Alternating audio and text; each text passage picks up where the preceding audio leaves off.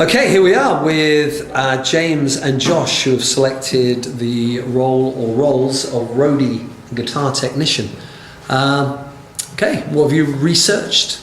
Let's hear about it. The salary as a roadie, you can earn up to £150 a day, but with more technical skills, it could be up to 250. And then if you've got like a proper contracted job with a band, it could be about £60,000 a year. For a touring guitar tech, it can be anywhere from about 40,000 to 50,000 a year. But like also 100 to 300 like on the job, depending on which band you work for. And if you're a guitar tech who works like in a shop, then you get like 20,000, which is good. The hours of work for a roadie are pretty much the same as a guitar tech. They're like the band's right-hand man, and it just depends with the band and like the hours of the gigs and the festivals that they play. Yeah, pretty much. They just work whenever the band does and then extra, just to make sure everything's working in order with what they need. Responsibilities for a roadie, a lot of lifting and carrying equipment, driving, loading and unloading vans, like the tour bus and stuff,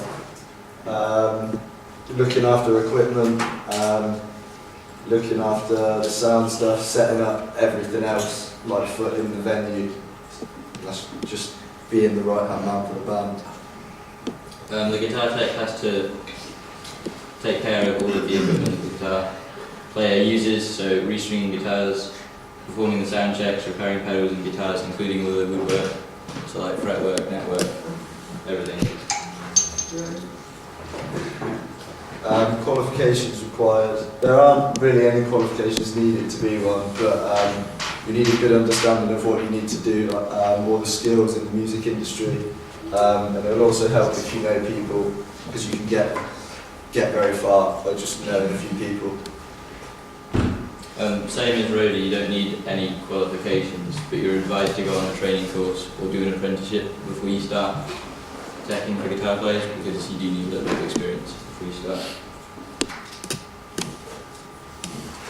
Experience and practical skills. You need experience in just taking down and setting up rigs, and just loading in and out equipment. That's it really.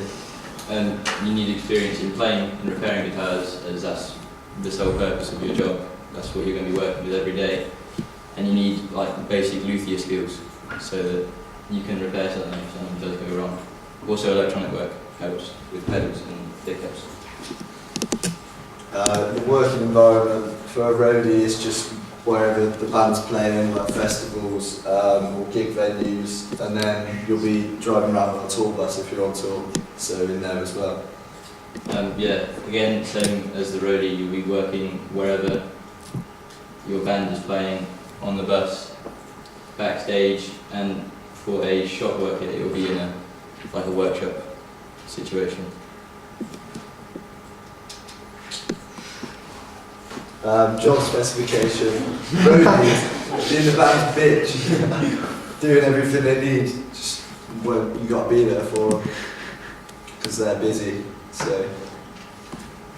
The specification for a guitar tech is that you need to know everything about guitars, like anything you know about guitars will be used, like 24/7, like involving tuning, adjusting, rebuilding parts, and like disassembling instruments.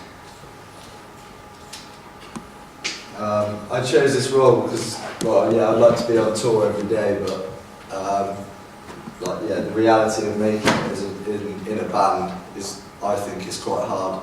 So this is like a more realistic job opportunity for me. And yeah, I really like guitars, like a lot. I think I'm pretty fucking cool. So being able to work with guitars as like my main job would be pretty much fucking banging. Yeah.